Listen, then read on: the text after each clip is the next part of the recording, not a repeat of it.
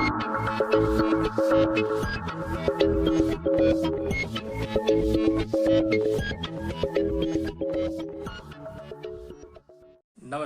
तर्क ज्ञान के YouTube चैनल पर आपका स्वागत है। मैं हूं दिग्विजय। इस वीडियो में हम बात करेंगे एक ऐसे विषय की जिससे संबंधित जो डिबेट है वो बहुत अधिक होती है और हम कई बार इस तरीके की बहस में ऐसे ही भाग ले लेते हैं और जिसमें हमें लगता है कि कुछ हमारे पास तर्क और तथ्य होने चाहिए जिससे कि हम अपनी बातों को बेहतर तरीके से रख सकते हैं।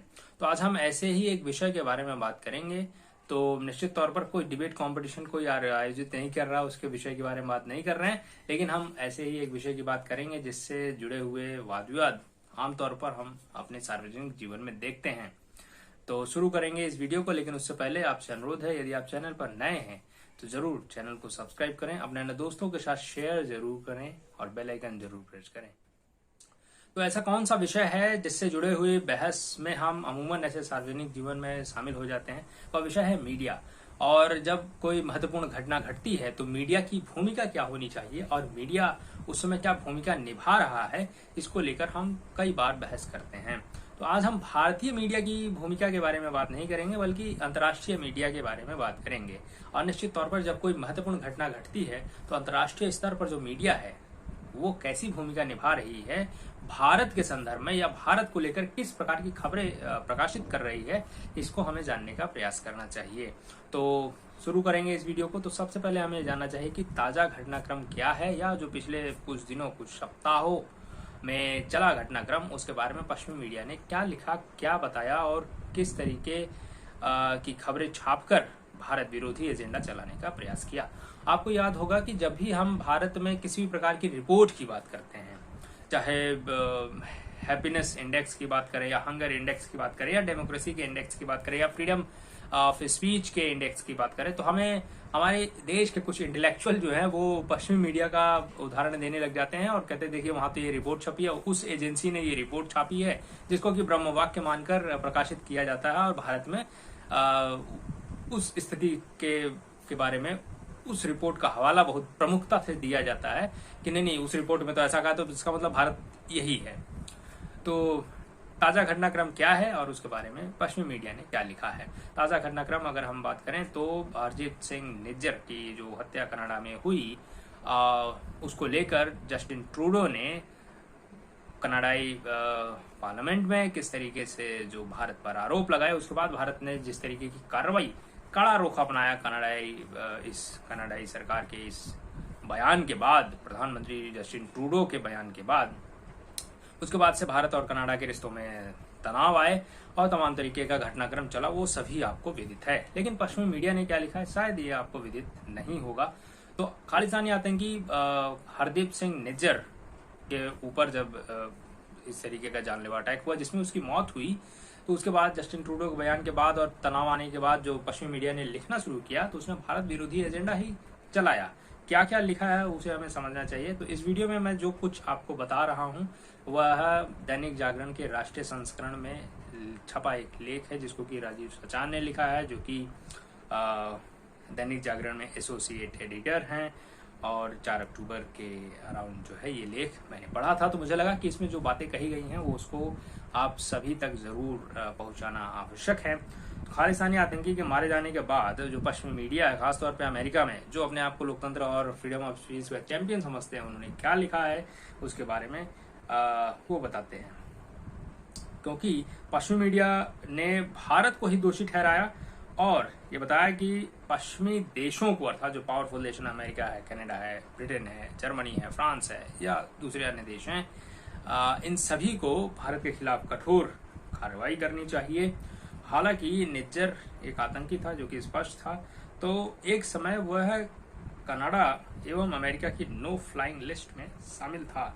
फिर भी जो पश्चिम का मीडिया है वो उसे क्या बता रहा है, एक पुजारी बता रहा है, एक प्लम्बर और सिख नेता बता रहा है। द इकोनॉमिक्स ने अपनी इस आशय की खबर को 5 दिन में कम से कम 6 बार एक्स पर पोस्ट किया कि यदि भारत निज्जर की हत्या में शामिल पाया जाता है तो पश्चिमी देशों को सीधे नरेंद्र मोदी के प्रति सख्ती बरतनी चाहिए। तो आप समझ रहे हैं कि यह केवल भारत से उनकी घृणा नहीं है, प्रधानमंत्री नरेंद्र मोदी से भी उनकी घृणा है, जिसके कारण वो यह इस तरीके की बात द इकोनॉमिस्ट एक्स पर लिख रहा है। दूसरा, फाइनेंशियल टाइम्स को अगर हम पढ़ें तो फाइनेंशियल टाइम्स ने लिखा कि निज्जर को लेकर बहुत ज्यादा उसके मन में हमदर्दी थी, तो उसने लिखा कि वो अपने हाथों से किचन साफ कर, जब ऐसी किसी की मौत हो जाती तो कहते हैं कि हाँ वो डेली में 2 रोटी खाता था कि 1 रोटी खाता था, वो अपना किचन खुद साफ करता था, छात्रों की मदद करता था और वो छात्रों के लिए पिता तुल्य था। इस तरीके की बातें फाइनेंशियल टाइम्स ने लिखी। वॉशिंगटन पोस्ट इससे भी आगे जाता है और वो कहता है निज्जर को एक शांतिपूर्ण और लोकतांत्रिक तरीके से सिखों के लिए अलग होमलैंड की मांग करने वाला एक्टिविस्ट बता दिया। और अमेरिकन न्यूज एजेंसी एपी ने तो उसे सिख एक्टिविस्ट बताया। और उसके बाद यह सब तब लिखा जा रहा था, ये सारी बातें पश्चिमी मीडिया तब लिख रही थी जबकि निज्जर की AK-47 के साथ जो फोटो है, AK-47 के साथ जो फोटो है वो सोशल मीडिया पर तेजी से वायरल हो रही थी। तो क्या ये पढ़े लिखे एजेंडा चलाने वाले पत्रकारों को, संपादकों को नहीं पता था, जो कि वेस्ट में बैठकर भारत को ही एक्यूज्ड बताने की बात कर रहे थे?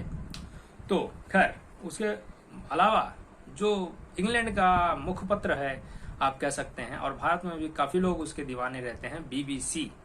हाँ, BBC ने क्या लिखा? BBC ये बता रहा है कि पश्चिमी देशों को भारत के साथ वैसा ही व्यवहार करना चाहिए जैसे उसने रूस, सऊदी अरेबिया और ईरान को खुली काम करने की अनुमति नहीं देता है, वैसा ही भारत के साथ भी व्यवहार करना चाहिए। अर्थात दूसरा, आप देखेंगे न्यूयॉर्क टाइम्स ने निज्जर को सिख एक्टिविस्ट बताया। यह वही न्यूयॉर्क टाइम है जिसने तालिबान के सबसे खूंखार आतंकी सरगना सिराजुद्दीन हक्कानी का एक लेख, मतलब सिराजुद्दीन हक्कानी का एक लेख लिखा, जिसने उसने लिखा था, उसका लेख प्रकाशित किया था। और इसके बावजूद प्रकाशित किया था कि वहां अमेरिका की FBI ने उस पर $50 लाख का इनाम रखा हुआ था। और उस लेख में हक्कानी ये कहता है कि तालिबान तो लड़कियों की एजुकेशन के पक्ष में है।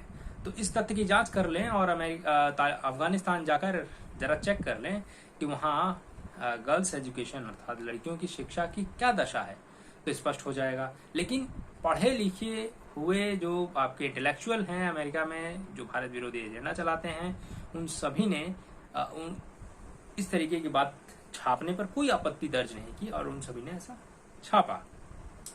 और अलकायदा का भोपू कहे जाने वाले और कतर के सरकार के पैसे से चलने वाले अल जजीरा, भारत में भी कुछ डिबेटर्स में ऐसे देखता हूँ, खासतौर से यूनिवर्सिटी में, तो अल जजीरा ने ऐसा लिखा, अरे अल जजीरा ने ऐसा, अरे क्या अल जजीरा ने लिखा है?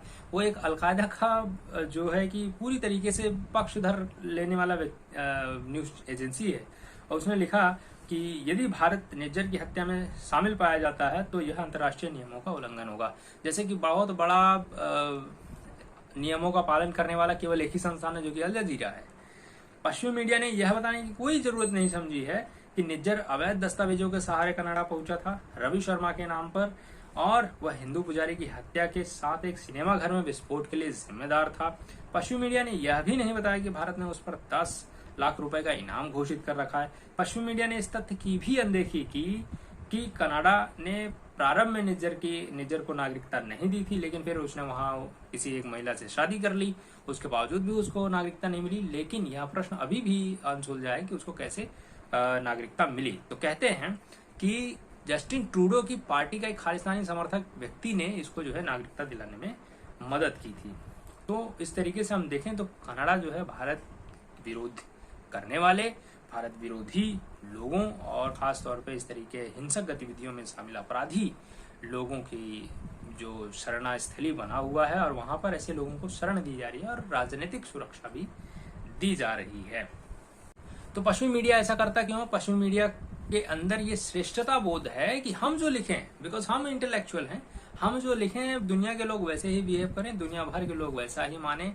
और आपने देखा होगा कि पश्चिमी मीडिया अपने आप को बहुत हायर रैंक पे पोजेस करता है और ऐसा पोस्चर दिखाता है कि नहीं हमने जो कहा वही सही है, हमारी जो रिसर्च है वो वेल एक्यूरेट है और सारी चीजें अच्छी हैं, तो दुनिया को ऐसे ही बिहेव करना चाहिए। आपने यह रवैया पश्चिमी मीडिया का, जो कि भारत विरोधी है, वह कोविड के दौरान भी देखा होगा, जब भारत में जलती हुई चिताओं की पास जाकर नजदीक और बहुत क्लैरिटी के साथ पिक्चर ली गई थी, और ताकि भारत में दिखाया जा सके कि भारत ने किस तरीके की जो स्थिति है वो भयावह है, नकली भयावह स्थिति क्रिएट करने की कोशिश की थी, जबकि दुनिया मानती है कि भारत ने किस तरीके से कोरोना को हैंडल किया था और एक शानदार काम किया था। और यही वो पश्चिमी मीडिया है जो कि दूसरे देशों में जो आतंकवादी हमले या हिंसक घटनाक्रमों में मारे जाने वाले जो लोग होते हैं उनके फोटो निकाल कर दिखाती है, लेकिन अपने यहाँ इस तरीके की कोई फोटो नहीं क्लिक करते हैं और ना उसको प्रकाशित करते हैं। कोरोना काल में सोशल मीडिया ना होता तो शायद ये पता ही नहीं चलता कि पश्चिमी देशों में हो क्या रहा है। पश्चिमी मीडिया जो है वहां ये नहीं दिखा रही थी कब्रों को दफनाने में देरी हो रही है और जगह नहीं मिल पा रही है और लोग लाइन में लगे हुए हैं, ये सब चीजें नहीं दिखा रही। लेकिन भारत के को लेकर भारत में इन सब चीजों को प्रमुखता से दिखा रहे ताकि भारत को एक कमजोर देश, असहाय देश के रूप में प्रकाशित किया जा सके और बताया जा सके। तो इस तरीके की जो नैरेटिव है वो पश्चिमी मीडिया क्रिएट करता रहता है, और स्पेशली खास तौर पे जब से श्री प्रधानमंत्री श्री नरेंद्र मोदी बने हैं तो उनकी और भी कोशिश है कि भारत को और कमजोर दिखाया जा सके। लेकिन तमाम कोशिशों के बावजूद भारत निरंतर प्रगति कर रहा है और शक्तिशाली हो रहा है, और उनकी खींच इसी वजह से और बढ़ती चली जा रही है। तो आज हमने पश्चिमी मीडिया की एक भूमिका के बारे में बात की है। भारतीय मीडिया की भूमिका के बारे में कभी और बात करेंगे, लेकिन आज की वीडियो में इतना ही। और आपसे अनुरोध है कि चैनल को देखें, सब्सक्राइब करें, अपने दोस्तों के साथ ज़रूर शेयर करें और लाइक करें, वीडियो को ज़्यादा से ज़्यादा लोगों तक पहुंचाएं। मिलेंगे बहुत ही जल्द आपसे किसी अन्य वीडियो में किसी अन्य विषय के साथ, और तब तक के लिए बहुत बहुत धन्यवाद।